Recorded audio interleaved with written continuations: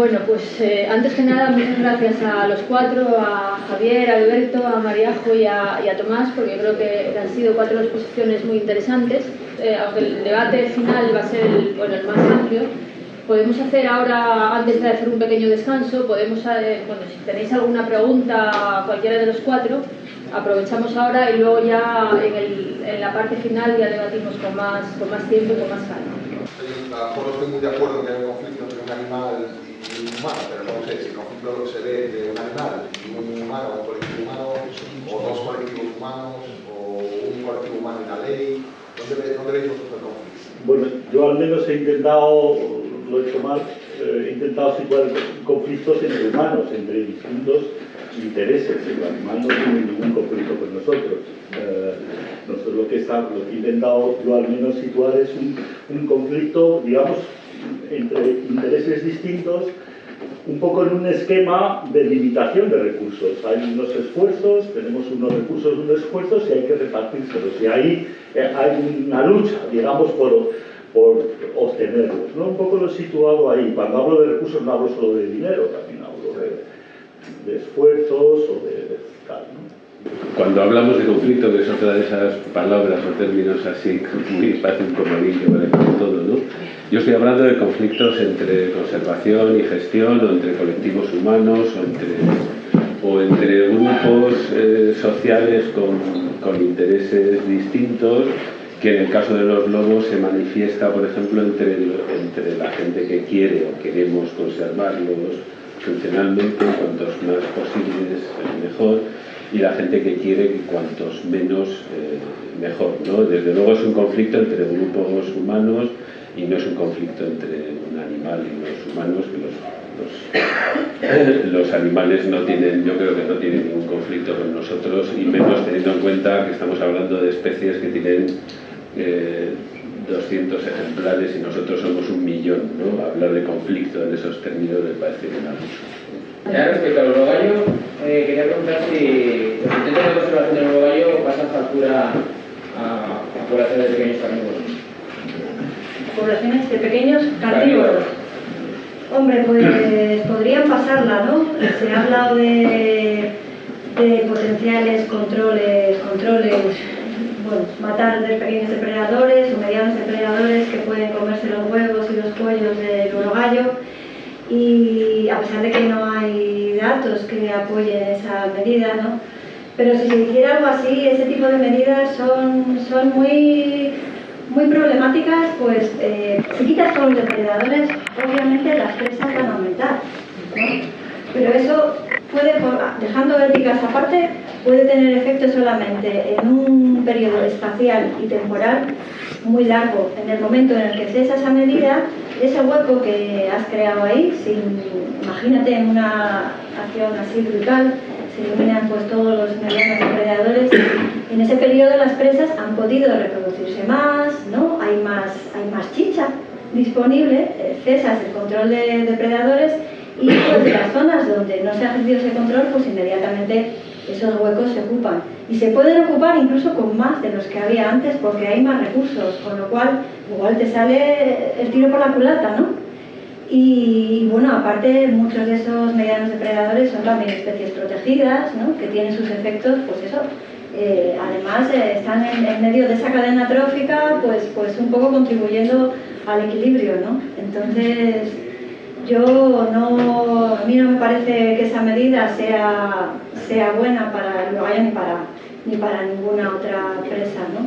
No, a mí tampoco, pero preguntaba si tendrían bueno, yo no sé si se ha llegado a aplicar aquí, me han llegado así campanas de que había controles de depredadores haciéndose en relación a las sueltas de las hembras del centro de cautividad en las zonas donde se iban a soltar. No sé hasta qué punto se ha hecho, que se iban a aplicar en otras zonas. Es todo un poco oscuro y no... Sí que se ha hecho, Sí se ha hecho, sí, porque lo han reconocido los propios actores del LIFE del urogallo, por ejemplo. Lo que no está claro es en cuántos sitios, cuántos depredadores y qué efecto ha tenido, pero hacerse se ha hecho. Desde luego el efecto no lo he visto por ningún lado, ¿no? No solo el efecto no es cuántos depredadores se han retirado, el efecto es hay más urogallos y ahora, mañana y el año que viene y dentro de 5 años, ¿no? Yo hay una pregunta para Alberto. Alberto decía pues, que, bueno, que había estudios científicos que demostraban que las poblaciones de los grandes depredadores del lobo,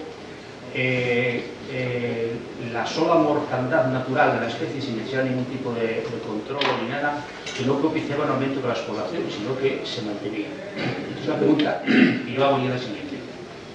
El oso, que suponemos que también lo colocamos como gran depredador en la cúspide de la pirámide, esa misma ley o norma, como queramos llamarle, ¿sería de aplicación al oso? Yo creo que no, porque el oso en los años 70 dejó de cazarse, de hacer sus controles y su población no se mantuvo, sino que aumentó de forma notable.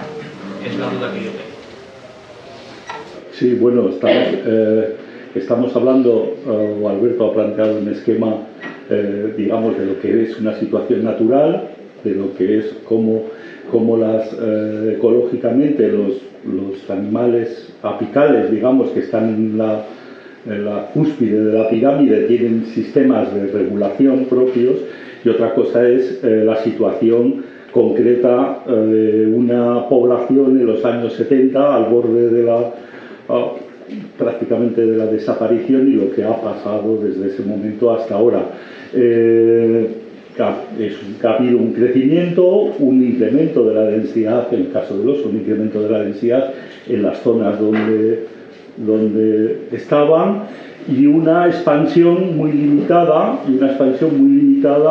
por las dificultades de hábitat. Eso es una situación, veremos qué pasa en un futuro, pero esa es otra, digamos que son un planteamiento, digamos, una situación natural y un planteamiento de lo que está ocurriendo en un territorio concreto, en una situación concreta de una población concreta. De hecho, las poblaciones en situaciones naturales pueden aumentar expandiendo el área de distribución, que probablemente es lo que han hecho los osos y lo que han hecho los lobos, al menos entre los años 60 y 80 en España o en el norte de España, pero crecen porque están sometidas a tasas muy altas de mortalidad. Ten en cuenta que en nuestro caso, incluso aunque no hubiera mortalidad legal, las poblaciones de osos y de lobos tienen tasas de mortalidad antrópica relativamente elevadas. Los lobos la siguen teniendo y los osos probablemente la tienen en las últimas décadas menos que las que tenían antes. Entonces siempre están, digamos, por debajo de sus capacidades de carga y eso hace también que puedan aumentar. O sea, no están en situación natural. Yo ponía esa figura para decir que las poblaciones de los grandes carnívoros en condiciones naturales no se descontrolan. Bueno, vamos a una última pregunta, luego hacemos un descanso y ya continuamos. En mi concejo de Valdés existía una trama de un gran emprendedor que se traía potros de Galicia y los soltaba en las zonas para después cobrar los daños, que lo hizo durante varios años. ¿Qué capacidad tiene eso de enseñar a un lobo o de reconducirlo a que llegue el momento de que vea que es mejor atacar el ganado doméstico o acostumbrarlo a eso? Eso tiene mucha influencia. Probablemente. Bueno, los lobos en general en paisajes como el nuestro no viven muchos años. De hecho, se estima que la vida media de los lobos en España está entre 2 y 3 años nada más. Yo creo que o menos.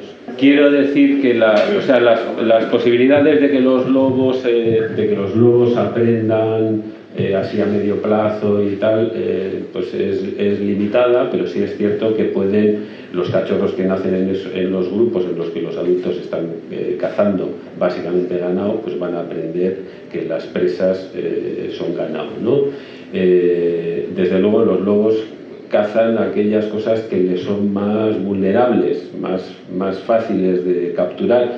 En general suele ser el ganado, no siempre, porque por ejemplo el ganado vacuno de la cordillera cantábrica en general es bastante invulnerable a la predación de los lobos.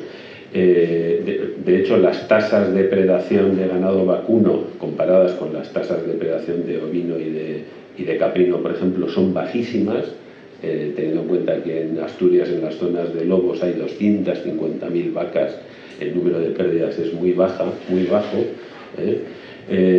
Entonces, la vulnerabilidad no es solo el hecho de que sea doméstico o no, sino también es el tamaño, el comportamiento, etc., ¿no? Pero sin duda, probablemente ayuda a que alguien favorezca que su ganado sea puesto en la cerca o potencialmente vulnerable a la predación de los lobos, pues ayuda a que esos lobos aprendan a que ese tipo de presa es interesante para ellos, y yo creo que es una temeridad hacer ese tipo de cosas, y sé que se han hecho y a lo mejor se siguen.